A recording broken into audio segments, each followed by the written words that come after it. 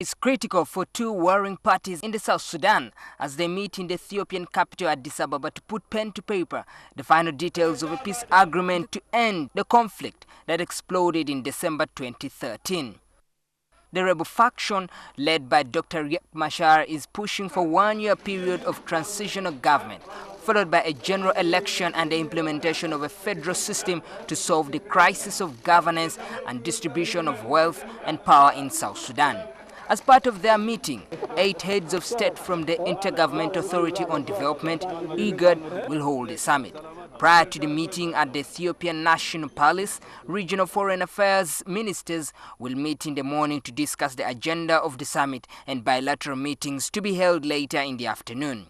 Key in this meeting will be a review of progress made so far on the agreement that South Sudan President Salva Kiir and his sacked former Vice President Riek Machar signed on 9th May in Ethiopia. This conflict must be ended peacefully. And I must always remain in that position as the president.